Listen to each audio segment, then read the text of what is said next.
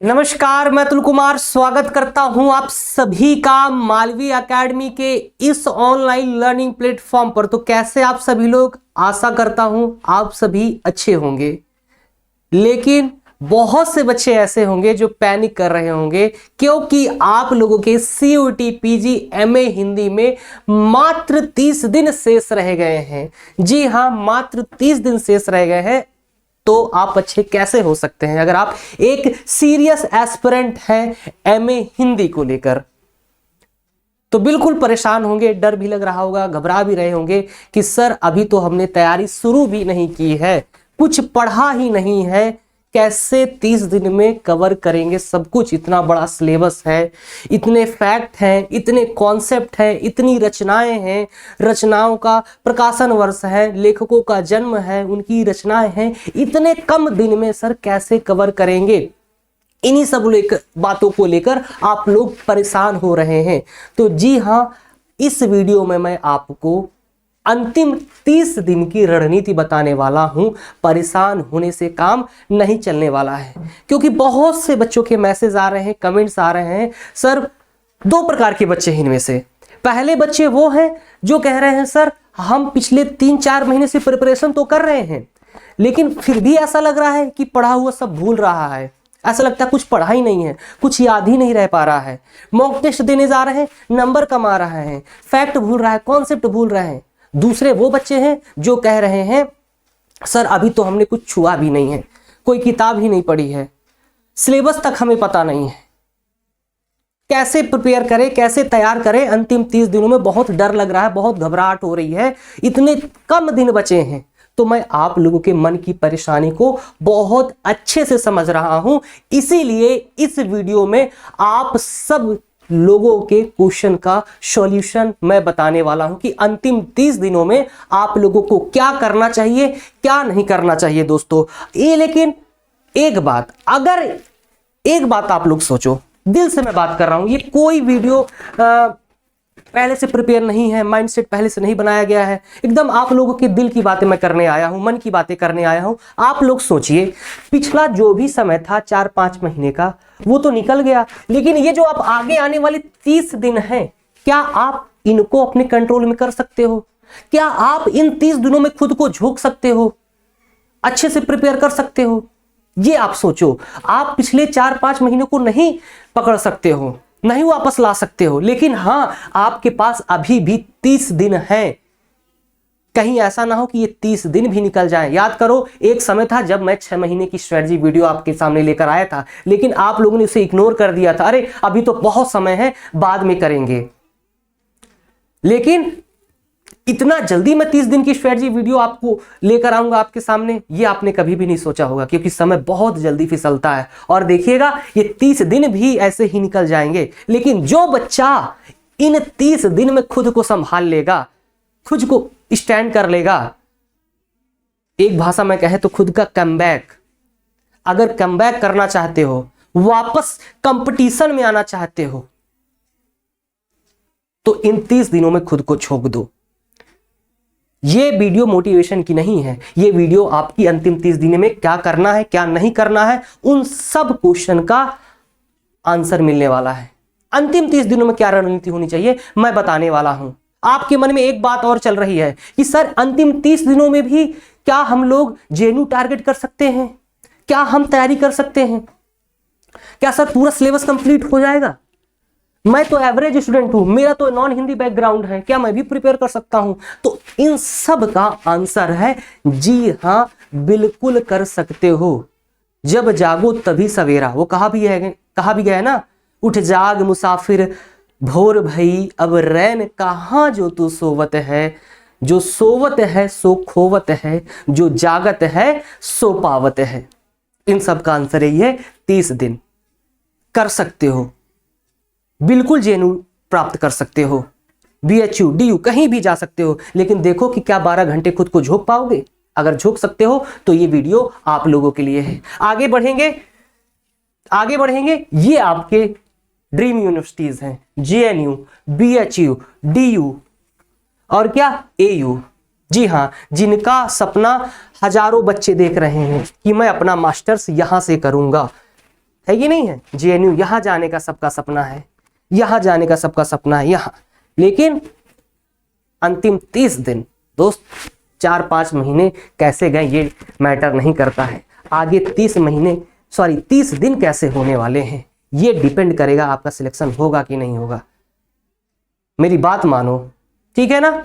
चलो अब आगे मन में उठने वाले सवाल क्या है आपके, वो तो मैंने बता ही दिए शुरू में, लेकिन फिर भी सर मैंने तो अभी पढ़ना शुरू ही नहीं किया है, तो क्या 30 दिनों में हो पाएगा?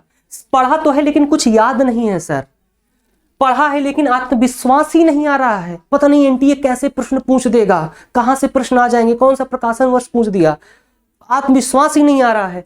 क्या नॉन हिंदी बैकग्राउंड वाले भी जेएनयू टारगेट कर सकते हैं मात्र 30 दिनों में?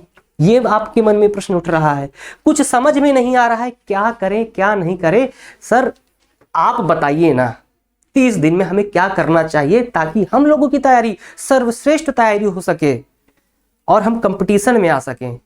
बात ये नहीं है कि आप जेएनयू में सिलेक्शन लोगे या नहीं लोगे, बीएचयू में आपका होगा कि नहीं होगा। बात यह है कि आपकी तैयारी, आपने कितना झोंका है खुद को, ये डिपेंड करेगा कि आप भविष्य में क्या बनने वाले हो, ठीक है, क्या प्राप्त करने वाले हो। अगर तुम लोग मेहनत करने से ही पीछे हट जाओगे, सोचोगे 30 दिन में कुछ नहीं होगा, तो आपसे बड़ा लूजर कोई नहीं होगा, ठीक है। तो अंतिम 30 दिनों में मैं तो कहूंगा जी हाँ, अगर ये सब प्रश्न आपके मन में आ रहे हैं तो इन सब का उत्तर देने मैं इस वीडियो में आया हूं, ठीक है। आगे बढ़ेंगे। सर्वप्रथम आपको क्या करना है, ध्यान दीजिएगा।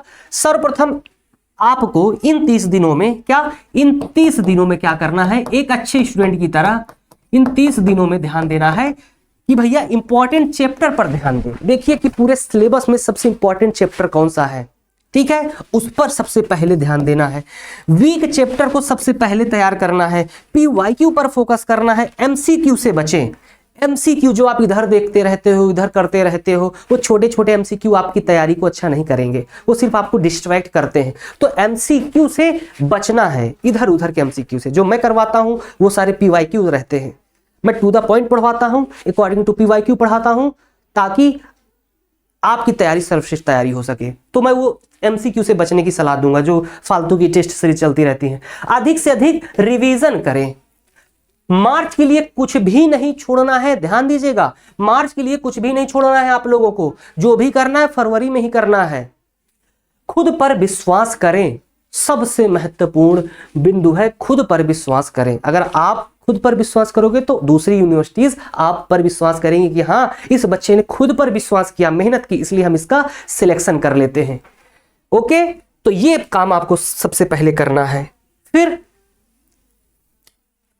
30 दिन की तैयारी शुरू करने जाओगे तो पहले 1-2 दिन खुद पर काम करना, खुद का विश्लेषण करना, खुद का एनालिसिस करना। 1-2 दिन तैयारी मत करना, आराम से रिलैक्स करो, चिल करो। 1-2 दिन खुद का विश्लेषण करो कि मैं पिछले 3 महीने 4 महीने से कर क्या रहा हूं, आखिर मेरी तैयारी हुई क्यों नहीं है, आखिर मुझे कॉन्फिडेंस क्यों नहीं आ रहा है, आखिर मेरे टेस्ट में नंबर क्यों नहीं आ रहे हैं, क्या मैं कहीं दूसरी जगह से पढ़ रहा हूं, क्या मुझे सही गाइडेंस नहीं है, क्या मेरी किताबें, मेरा जो अध्ययन सामग्री है वो सही नहीं है, आखिर कमी कहां रह गई है। ये काम करना है, खुद का विश्लेषण करना है। पढ़ रहा हूं, इतना मेहनत कर रहा हूं 10-12 घंटे, फिर भी क्वेश्चन क्यों नहीं बन रहे हैं, ये खुद का विश्लेषण करना है, ठीक है। तो कैसे विश्लेषण करोगे, कौन सा चैप्टर वीक है आपका, कौन सा स्ट्रांग है, इसका एनालिसिस करना है और एक डायरी में, एक नोट में लिखना है। वीक है तो एक तरफ, स्ट्रांग है तो एक तरफ। फिर चैप्टर को कैसे तैयार करें, अब मान लो आपका वीक चैप्टर है, पहले एनालिसिस वीक चैप्टर है, उसको तैयार करना है, उसकी थ्योरी पढ़ेंगे, टू द पॉइंट कॉन्सेप्ट पढ़ेंगे, थ्योरी फिर टू द पॉइंट कॉन्सेप्ट। अब फिर उसके बाद कैसे, उसको बाद 2025 के पीवाईक्यू कर जाएंगे, उसके बाद 2018 से 21 तक के जेएनयू बीएचयू डीयू के पीवाईक्यू कर ले जाएंगे। उसके बाद आपको क्या करना है, theory to the point concept का और पीवाईक्यू के नोट्स भी बनाते चलना है। इससे क्या आपका जो वीक चैप्टर होगा ना एकदम मजबूत हो जाएगा। जिसमें आपको सबसे ज्यादा डर लग रहा था वही आप का सबसे मजबूत चैप्टर बन जाएगा। जिसमें आप कमजोर महसूस कर रहे थे उसी में आपको कॉन्फिडेंस आएगा। क्या, थ्योरी टू द कॉन्सेप्ट 2022 से पीवाईक्यू, 2018 से 21 ये पीवाईक्यू नोट्स आपके अंत में बहुत काम आते हैं। ऐसे करना है, गधों की तरह एक तरफ से नहीं पढ़ने लग जाना। देखता हूं मैं बच्चे क्या करते हैं, अरे 30 दिन बचे हैं, लाओ शुक्ल जी का इतिहास उठाओ, गोविंद पांडे का इतिहास उठाओ, एक तरफ से पढ़ना शुरू कर देते हैं। ऐसे नहीं तैयारी करनी है। फिर आगे बढ़ेंगे। नेक्स्ट 20 डेज आपको क्या करना है, चलो 1-2 दिन आपने विश्लेषण कर लिया, लेकिन अगले 20 दिन आप क्या करोगे, सबसे पहले वीक चैप्टर पर पढ़ेंगे। वीक चैप्टर को 20 दिन में ही तैयार कर लें, आखिरी के लिए मत छोड़ें। रिपीटेड क्वेश्चन एंड कॉन्सेप्ट पर ध्यान दें, रिपीटेड क्वेश्चन एंड कॉन्सेप्ट पर ध्यान दें, उन्हें बार बार पढ़ें, उनका बार बार रिवीजन करें। To the point and according to PYQ पढ़ना है आप लोगों को। नहीं समझ में आया, मैं समझाता हूं मैं क्या कह रहा हूं। मान लो आपने एनालिसिस किया, आपके कुछ वीक चैप्टर हैं, कुछ स्ट्रॉन्ग चैप्टर हैं, लेकिन वीक चैप्टर में भी आपको देखना है कि मोस्ट इंपॉर्टेंट कौन से हैं, बार बार PYQ में रिपीट कौन से हो रहे हैं, उनको एक तरफ लिखना है, उन्हीं का बार बार पढ़ना है, उन्हीं का बार बार रिवीजन करना है। ऐसा नहीं है कि वीक है और वो एग्जाम में पूछा ही नहीं जाता है, आप उसी को पढ़े सर जी क्योंकि मेरा वीक है इसलिए मैं पढ़ रहा हूं बार बार, इसलिए ऐसा नहीं करना है। वीक में भी देखिए कौन से इंपॉर्टेंट है। फिर आगे बढ़ेंगे। ये देखिए 20 डेज और 10 डेज मैंने आपके सामने लगा दिया है। ये 20 डेज में आप इन चैप्टर को पढ़ेंगे, लास्ट के 10 दिन में आप इन चैप्टर को पढ़ेंगे, क्योंकि मैं पिछले 6 महीने से पढ़ा रहा हूं, मुझको अनुभव हो गया है कि कौन से चैप्टर एग्जाम में पूछे जाते हैं, कौन से क्वेश्चन बार बार रिपीट होते हैं, उसी के आधार पर मैंने आप लोगों के लिए लगाया हुआ है। इन आखिरी 20 दिन, शुरू के 20 दिन और आखिरी के 10 दिन, इन 20 दिन में पार्ट 1 नामकरण, काल विभाजन, आदिकाल, भक्तिकाल, रीतिकाल, आधुनिक काल, गद्य विधाओं में उपन्यास, कहानी, नाटक, निबंध और अन्य जो विधाएं हैं आपकी भारतीय काव्य शास्त्र। भाई साहब इन 20 दिनों में इन चैप्टर पर आपकी कमांड होनी चाहिए, मजबूत पकड़ होनी चाहिए। कोई कहीं से भी पूछ दे, कोई भी उपन्यास, कोई भी प्रकाशन वर्ष, कोई भी आलोचनात्मक कथन, चाहे वो भक्ति काल का कॉन्सेप्ट हो, रीतिकाल का कॉन्सेप्ट हो, आधुनिक काल का कॉन्सेप्ट हो, नामकरण, काल विभाजन से संबंधित महत्वपूर्ण प्रकाशन वर्ष हो, महत्वपूर्ण शुरू के साहित्य इतिहास ग्रंथ हो, सब आपको एकदम रटे होने चाहिए, क्योंकि ये आपके ना, ये आपका 90% सिलेबस कवर कर देगा। 90% आपकी तैयारी हो जाएगी इन 20 दिनों में, क्योंकि आपको पता नहीं है काव्य शास्त्र से 10 से 12 प्रश्न पूछे जाते हैं, उपन्यास, कहानी, नाटक, निबंध से तो भर भर के प्रश्न आते हैं। ये किसका उपन्यास है, ये कौन सी विधा है, इसका प्रकाशन वर्ष क्या है। आधुनिक काल से कॉन्सेप्चुअल प्रश्न बनते हैं, भारतीय हिंदू युग का साहित्य क्या है, भारतीय हिंदू युग की मान्यताएं, उसका उदाहरण है, उसका साहित्य कैसा साहित्य है। रीतिकाल क्या है, आदिकाल क्या है, आदिकाल की सामाजिक, राजनीतिक, सामाजिक परिस्थिति कैसी थी, उस काल का साहित्य अपने समाज से किस प्रकार प्रभावित था, आदिकाल में लिखी गई महत्वपूर्ण रचनाएं क्या हैं, उनका प्रकाशन वर्ष क्या है। ऐसे भर भर के प्रश्न पूछे जाते हैं। एक तरफ से सभी रचनाएं भी नहीं पढ़नी है, मोस्ट इंपॉर्टेंट रचनाएं पढ़ी हैं जो बार बार रिपीट होती है, बार बार रिपीट होती है, इसकी समझ होनी चाहिए। ऐसा नहीं आदिकाल पढ़ने लग गए, आदिकाल पढ़ने लग गए तो आदिकाल में भी आपकी समझ होनी चाहिए कि क्या महत्वपूर्ण है, क्या महत्वपूर्ण नहीं है, उसको भी एक तरफ से नहीं पढ़ना है। लेकिन वो समझ कब बनेगी, जब आपको PYQ एनालिसिस करोगे, जब आप किसी के गाइडेंस में आपने पढ़ा होगा, किसी कोई समझाने वाला होगा। खैर मैं ये सिलेबस तो तुम्हें बता रहा हूँ, अंतिम 30 दिनों में रणनीति, लेकिन इसी तरह मैं पढ़ाता भी हूँ, इस तरह मैं YouTube पे ऐप पर समझाता भी हूँ कि आदिकाल में पढ़ना है तो कहाँ से पढ़ना है, कहाँ से शुरुआत करना है, कैसे समझना है, कैसे रचनाएं याद करना है, सब याद भी करवाता हूँ। ठीक है, बाद में अंतिम 30 दिनों में प्रयोजन मूलक हिंदी के विविध रूप, जनसंचार माध्यम में हिंदी, हिंदी व्याकरण जिसके अंतर्गत संधि है, समास है, काल है, वाक्य विन्यास है, ये तैयार करना है। खैर हिंदी व्याकरण पर मैंने 7-8 घंटे की मैराथन भी करवाई हुई है, अगर आपने देखा हो तो। नहीं देखा है तो प्लीज जाकर देखिए। और बहुत जल्द आधुनिक काल पर मैराथन लेकर आ रहा हूं, पूरा आधुनिक काल 7 से 8 घंटे में कवर करवाऊंगा। हिंदी व्याकरण से 8 से 10 प्रश्न पूछे जाते हैं, मोस्ट इंपॉर्टेंट चैप्टर है। लेकिन हिंदी व्याकरण आप बचपन से पढ़ते आए हो, 9th 10th 11th 12th में पढ़े हो, ग्रेजुएशन के दौरान पढ़े हो, लेकिन अगर आखिरी 10 दिन में पढ़ोगे ना इसे, तो इसमें तुम पैनिक नहीं करोगे, क्योंकि ऑलरेडी पढ़े हुए हो आप लोग, कोई नया चैप्टर आप लोगों के लिए नहीं है। और रही प्रयोजन मूलक हिंदी विविध रूप, जनसंचार माध्यम में हिंदी, तो ये बहुत आसान चैप्टर है, बस फैक्ट याद करना होता है, कोई बड़े चैप्टर नहीं है, कुछ लिमिटेड चीजें अगर आप पढ़ लेते हो तो उसमें से काम बन जाएगा। मोस्ट इंपॉर्टेंट आपको ये है, यहाँ हम आपको फैक्ट बहुत परेशान करते हैं, इसलिए इनको आपको अंत के लिए नहीं छोड़ना है, शुरू में ही तैयार कर लेना है। 20 दिन, इसलिए मैंने इनको 20 दिन की कैटेगरी में रखा है। बहुत सोचने समझने के बाद, एक एक चैप्टर पर एनालिसिस करने के बाद मैंने इनको 20 शुरू के 20 दिन की कैटेगरी में रखा है। अगर इनको जो बच्चा तैयार कर लेगा ना तो 90% सिलेबस उसका कवर हो जाएगा। ठीक है, आखिरी के 10 दिन में आप इन्हें तैयार कीजिएगा। आखिरी के 10 दिन वो तो पढ़ेंगे ही अगर आपका तैयार नहीं है, लेकिन और क्या कीजिएगा आखिरी के 10 दिन, एग्जाम के आखिरी के 10 दिन जो भी बचेगा, आपको कुछ नया नहीं पढ़ना है। ध्यान दीजिएगा, आखिरी के 10 दिन कहते हैं ना सर जी, आपके मन में चलता सर टॉपर क्या पढ़ रहा होगा, टॉपर लगता कुछ और पढ़ रहा होगा। नहीं, टॉपर आप ही के जैसे होते हैं, वो कुछ अलग करते हैं, ये सारी चीजें करते हैं। आपने पढ़ने के दौरान, PYQ सॉल्व करने के दौरान कुछ शॉर्ट नोट्स बनाए होंगे, तो उन शॉर्ट नोट्स का रिवीजन करना है। शॉर्ट नोट्स का रिवीजन करना है। Most repeated fact and concept का रिवीजन करना है। आपने नोट्स बनाए होंगे ना, उसी का रिवीजन करना है। कुछ भी नया पढ़ने से बचें, क्योंकि आप ऑलरेडी परीक्षा से पहले थोड़ा सा डरे हुए होते हो, घबराए हुए होते हो। अब उस दौरान कुछ नया कॉन्सेप्ट पढ़ोगे तो वो जल्द याद नहीं होगा। अब वो एग्जाम में पूछा भी नहीं जाने वाला, लेकिन वो आपको परेशान करके रख देगा, जिसके कारण हो सकता है पिछले 6 महीने की मेहनत आपके एग्जाम में 90 मिनट में पानी फिर जाएगा। तो ऐसा नहीं करना, कुछ भी नया नहीं पढ़ना है, कुछ भी।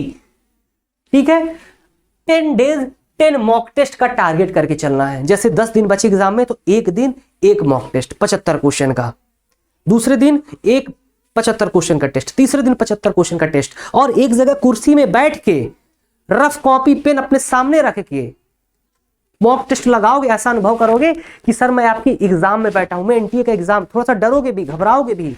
वो चीज आपको ना इतना मेच्योर कर देगी, इतना परिपक्व बना देगी, आप एग्जाम में जाओगे आपको डर ही नहीं लगेगा। क्योंकि जो गलतियां आप एग्जाम में करने वाले थे, जो क्वेश्चन गलत पढ़ने वाले थे, जो गलत ऑप्शन एलिमिनेट करने वाले थे, वो आपने घर में ही कर लिया, पहले ही आपने स्ट्रगल कर लिया, पहले ही संघर्ष कर लिया। तो वहां जाके क्या, वहां जाके एकदम कंफर्ट फील करोगे और ऐसा लगेगा ना पेपर आपके हाथ में है, पेपर आपके हाथ में, आपकी मुट्ठी में है। वहीं पर आपको पता चल जाएगा मेरा सिलेक्शन हो गया, क्योंकि मेहनत आपने इतनी की थी, आपने खुद पर विश्वास किया था दोस्त, खुद पर विश्वास किया था। 10 डेज 10 मॉक टेस्ट, मुझे पता है सब बच्चे नहीं लगाएंगे। स्ट्रेटजी को सुनना मीठा मीठा अलग बात है, लेकिन फॉलो करना बहुत मेहनत का काम है। इसलिए मैंने कहा कि अंतिम 30 दिन में हो जाएगा, लेकिन तब होगा जब आप खुद को 10-12 घंटे प्रतिदिन दोगे, झोंक दोगे, आराम से निकल जाएगा। 10 days 10 mock test, time management पर ध्यान देना है। अच्छा, मॉक टेस्ट से देखो क्या होगा, टाइम मैनेजमेंट आएगा, क्वेश्चन कहां गलत हो रहा है इसका एनालिसिस करोगे, टाइम मैनेजमेंट भी पता चलेगा। मॉक टेस्ट का एनालिसिस जरूर करें, मॉक टेस्ट से ज्यादा महत्वपूर्ण है एनालिसिस करना। बच्चे मॉक टेस्ट बहुत देते हैं लेकिन बाद में एनालिसिस नहीं करते हैं, छोड़ देते हैं, क्योंकि सत्य होता है कड़वा और अपनी सच्चाई देखना नहीं चाहते। अपनी गलती को स्वीकार करना है, नंबर कम आ रहा है स्वीकार करना है, मैंने मेहनत नहीं की, मैंने रिवीजन नहीं किया, मैंने पढ़ा नहीं है, मैंने नोट्स नहीं बनाए, कुछ निष्कर्ष निकलेगा, उसे आपको करना है, घबराना नहीं है।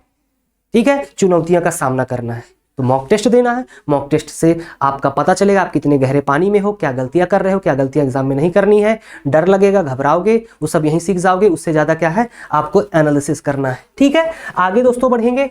आगे तैयारी की आत्मा क्या है, मन में चलता है ना, मन में चलता है आप लोगों के कि सर कैसे हमारी तैयारी सर्वश्रेष्ठ तैयारी हम माने, कैसे पता चले कि हम दूसरे बच्चों से आगे हैं। तो देख लो भैया, तैयारी की आत्मा, तैयारी की जान क्या है, कम पढ़ना लेकिन बार बार पढ़ना, एक जगह से पढ़ना, बार बार पढ़ना। लास्ट में एग्जाम का महीना आएगा, बहुत सारी यूट्यूब पे वीडियो आएंगे, इधर क्लासें चलेंगी, उधर क्लासें चलेगी, लेकिन एक बच्चा अपने टीचर पर विश्वास करेगा, उसका टीचर भी कंटिन्यू है, समर्पित है पूरे MA हिंदी को लेकर, उसी से पढ़ना, बार बार पढ़ना, एक जगह से पढ़ो, कम पढ़ना है लेकिन बार बार पढ़ना है। शॉर्ट नोट्स का रिवीजन एंड प्रैक्टिस करना है। शॉर्ट नोट्स लेकिन तुम लोगों ने बना ही नहीं होंगे, इसलिए शॉर्ट नोट्स भी बनाना है। Short notes and revision and practice. Mock test with detail analysis करना है, मॉक टेस्ट भी देना है, खुद पर विश्वास करना है। ये तुम नहीं करोगे, ये नहीं करोगे, ऐसा लगेगा ना ये तैयारी का हिस्सा ही नहीं है, ये तो सिर्फ ऐसे ही लिखे हैं। ये बहुत सोच समझ के खुद मैंने अपने हाथों से लिखा है। तैयारी के दौरान मैंने भी अनुभव किया, हाँ भाई इन सब की चीज की कमी रहती थी, नहीं तो और अच्छा होता, तो ये तैयारी की आत्मा है। अब आप वीडियो देख रहे हैं, खुद देख लीजिए कि इनमें से हम क्या कर रहे हैं, क्या नहीं कर रहे हैं। अगर नहीं कर रहे हैं तो फिर करना है। ये तैयारी की आत्मा है, तैयारी में जान फूंक देगी। समझ रहे हो? आगे बढ़ेंगे। क्या आपका पढ़ाया हुआ पर्याप्त है? बहुत सारे बच्चों के मन में प्रश्न रहते हैं, सर क्या आपका पढ़ाया हुआ पर्याप्त है? क्या यहीं से क्वेश्चन बनेंगे? क्या आप जितना करा रहे हैं उससे अलग कुछ नहीं करना पड़ेगा? एकदम बात सत्य सत्य बता दीजिए। हमारे मन में बहुत सारे प्रश्न उठते रहते हैं, क्या सर आपने इतना करवा दिया पर्याप्त है ना, कुछ दूसरा तो नहीं करना पड़ेगा, कहीं यहां से तो नहीं पढ़ना, कहीं वहां से नहीं पढ़ना पड़ेगा?